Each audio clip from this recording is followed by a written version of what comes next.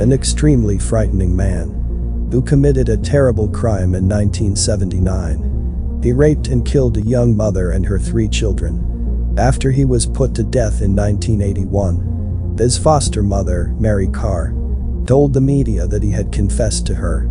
Quoted, left a string of bodies across 5 states. His name was Stephen Judy, the man responsible for the horrifying crime in 1979. However, the exact number of victims he had is still unknown. On a Saturday in April 1979, a 23-year-old woman named Terry Chastain was discovered dead near a creek in Indiana. Only 2.5 hours after she was murdered, mushroom hunters found Terry's nude, lifeless body, and they immediately alert the authorities. Terry's hands and feet were bound by material torn from her clothing. Her trousers covered her head, and a scarf was wrapped around her throat. She had been strangled without any clothes on. Not too far from her, the lifeless bodies of her 3 young children were also found. These children were Misty, 5 years old, Mark, 4 years old, and Stephen, 3 years old. And they were also naked. An autopsy revealed that the children were forcibly drowned, their heads pushed into the water until they died. What sort of character would be behind such a criminal act? Which kind of perpetrator would be capable of committing such a crime? Within the day of their discovery, numerous witnesses came forward to report they saw a red and gray truck. One witness said he was a blonde-haired man.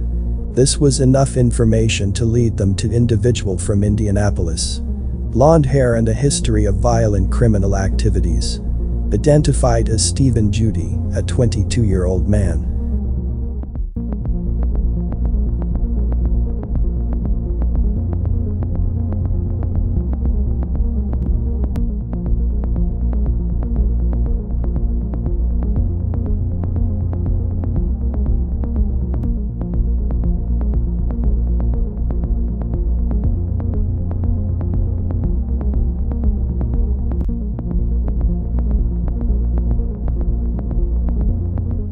Stephen Judy. Judy's life was marked by misery. He grew up in the household dominated by alcoholic parents. His upbringing was in chaotic environment. Judy's dad, Vernon, didn't have a job a lot and was in jail often. His mom, Myrtle, was a pretty waitress who liked to flirt.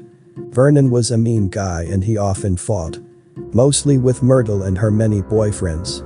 Once when Judy's father caught his wife with another man, to punish her, the father killed the family dog in front of Judy.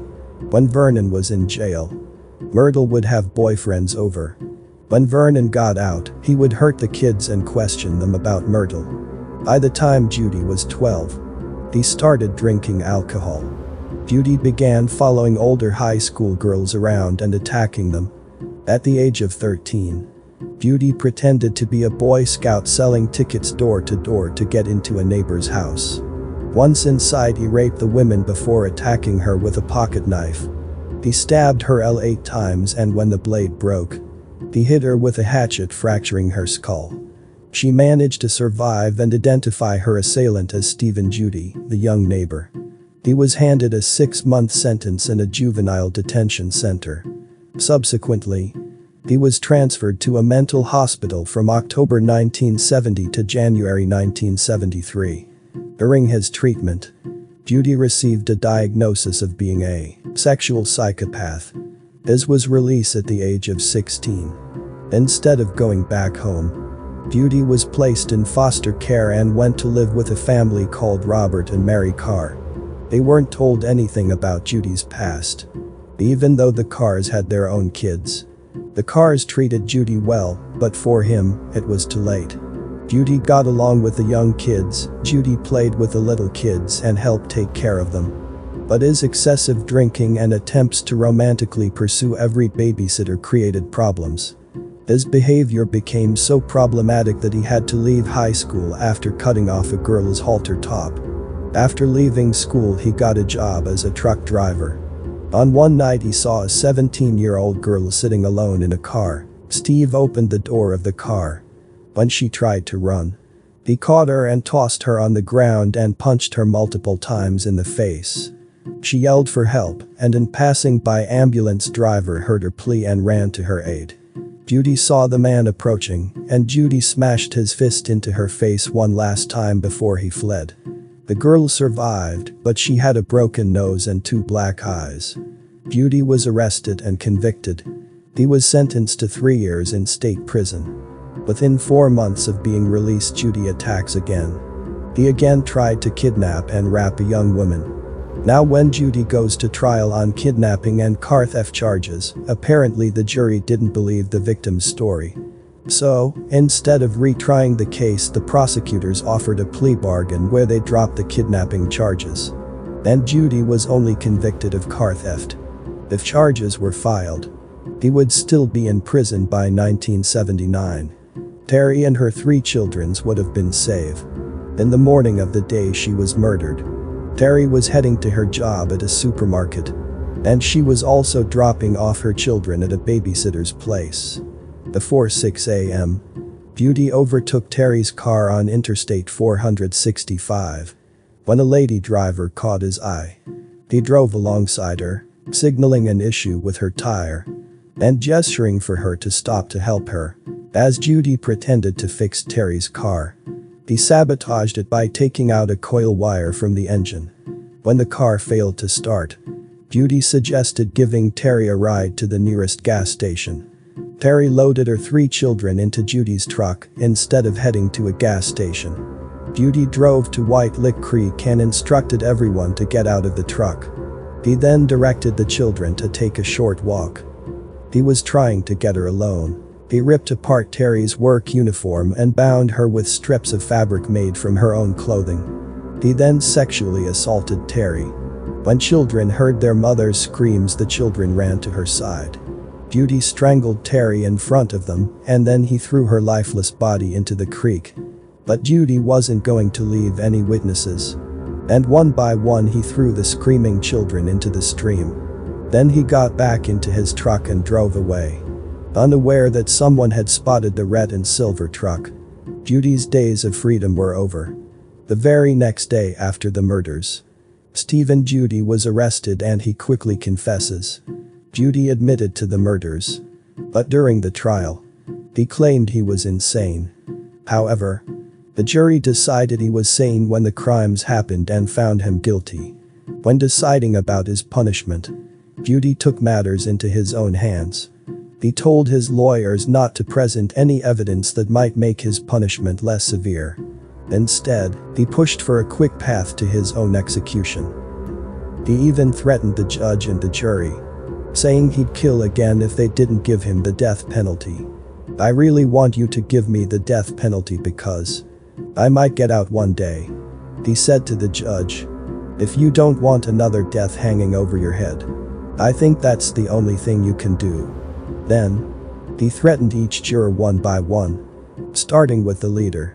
He told the man, "I know where you live, and I know you have a daughter." The jury, made up of 9 men and 3 women, did what he wanted.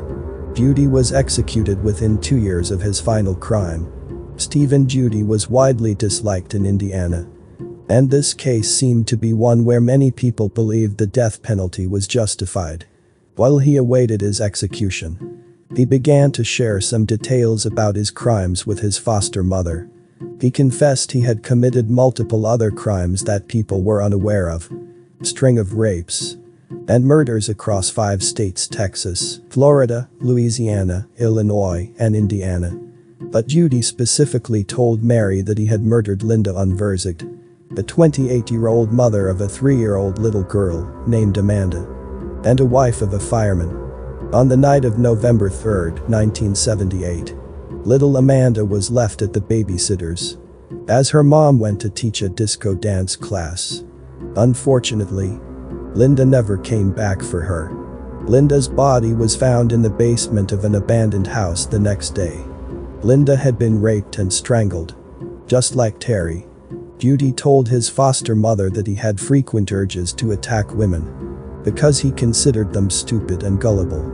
He confessed of raping between 13 and 15 women. We have no idea how many of these women he killed. The day after his death, his foster mother told newspapers that she planned to sue the state of Indiana. She claimed they had failed to inform them that Judy had almost killed a woman when he was 13 years old before coming into their family. Mary Carr said, "We feel the juvenile authorities at the mental hospital jeopardized our safety. They jeopardized the entire society by putting Steve in our home without making us fully aware of his past and without recommending psychiatric treatment." Before his execution, Steve and Judy had informed his attorney that he had other victims and promised to provide a written confession to all his crimes. After the execution, Judy handed his attorney an envelope filled with multiple sheets of paper, instructing the lawyer to wait until after the execution to read the contents. When the attorney opened the envelope, the first sheet read, "I'm sorry, but I've decided to handle it this way because I care too much for my foster mom and family. I hope you can understand. Thank you for all you've done for me." Surprisingly, all the remaining pages were blank. The lawyer's reaction was, "That little son of a bee. He never confessed." On death penalty, Judy was strapped into the electric chair, but a jolt of 2,300 volts hit his body. His body stiffened, and smoke emerged from the cap on his head. At 12:12 a.m., he was pronounced dead.